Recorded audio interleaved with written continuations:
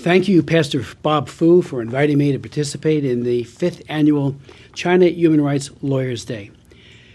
I've been a member of Congress for 41 years, and I know that Bob Fu is one of the most effective, dedicated, wise, and effective champions of human rights I have ever met. So thank you, Bob. As all of you know, to be a human rights lawyer in China today means risking your professional credentials, your freedom, and even your life in defending the defenseless. Sometimes I do wonder, when the history of modern China is written, will it record only the names of the tyrants and the torturers, or will it remember those who stood against tyranny? There are many great advocates we could name today, but I'd like to just focus on one, Gao Zhizhang. Gao Zhizhang has said, "You cannot be a rights lawyer in China without becoming a rights case yourself." Through his absence today, his whereabouts unknown even to his family, we know about the cruelty of enforced disappearances of lawyers and human rights advocates. His story is particularly compelling to me because in 2012, I invited his wife, Gang He, to testify at a China Commission hearing that I chaired, and she told us how he was brutally tortured. She said, in September 2007, authorities disappeared Zhizhang and held him for over 50 days after he wrote an open letter to the U.S. Congress exposing human rights abuses in China. Policemen covered his head with a black mask and took him into a room where they stripped him naked and beat him. They used electric batons to shock him all over his body. Sadly, that abuse continues, we believe, to this day.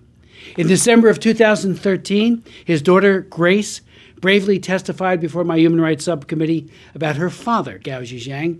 And Grace told us of the heartbreaking story about how her family was constantly surveilled and harassed by the police.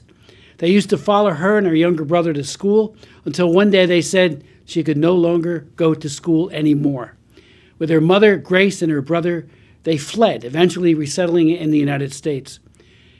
Consumed, however, with deep concern and deep love for her father, she, like her mother and brother, suffered great emotional pain. And yet she found within herself the strength to become an advocate. Her father, as we all know, is one of the best and bravest of China, and now his fate is unknown. What lawyers like Gao Zhizhang stand for is nothing less than the rule of law for everyone, particularly those persecuted, harassed, or aggrieved by the Chinese Communist Party. To the Chinese Communist Party, that is a dangerous idea.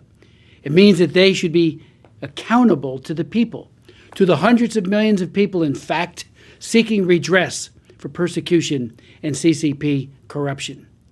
And thus they persecute, torture, and kill, and wage war against the defenders of the defenseless.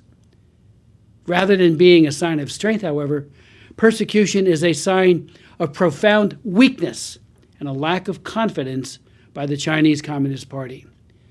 While we empathize with Grace along with her mom and her brother, we also remember her father's cause, and we remember his name, so that one day, when the history of modern China is written, it will record that Gao Zhizhang, like many other brave lawyers and defenders of human rights, bravely stood against tyranny. We look forward to that day when the tyranny of rule by law is replaced with the justice of the rule of law. I thank you, and may God bless each and every one of you.